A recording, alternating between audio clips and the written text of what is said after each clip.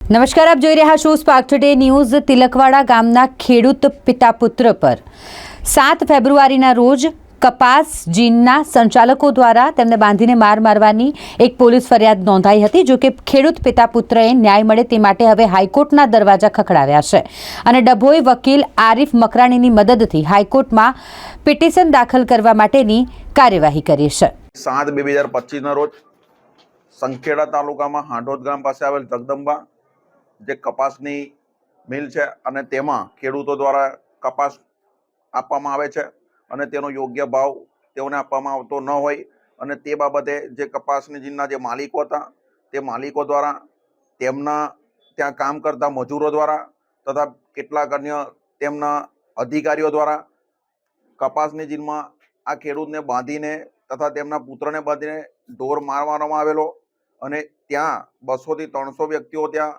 હાજર હતા।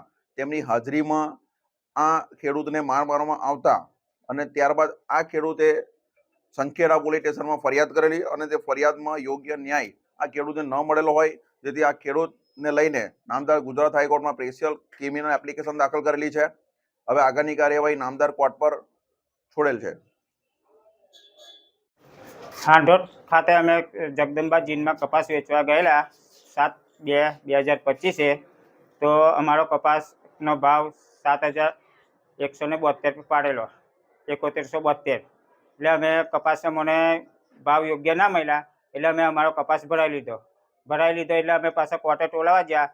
કોર્ટે ટોલાવીને અમારો કપાસનો વજન ઓછો પડ્યો એટલે અમે પાછા ભરાવીને પાછા ટોલાવા ગયા કે હવે અમને નહીં તોલાય એમ કહીને મને હિતેશભાઈનો છોકરો એ મારા મોટા છોકરાને મારવા વળગી પડ્યો, ગાળો જબરજસ્ત દીધી છે અને પછી મોટા છોકરાને અમારા બાંધી દીધો અને એટલે પછી મને બાંધવા કરતા હતા એટલે મેં છૂટીને નાહી ગયો મેં સીધો લઈ આવીને દવા પીધા પછી મને પોલીસ આવીને જોયું કે અમને 2 જણને બાંધી દીધા છે અને અમે પોલીસ સ્ટેશનમાં ફરિયાદ કરી પણ અમને યોગ્ય ન્યાય નહીં મળ્યો।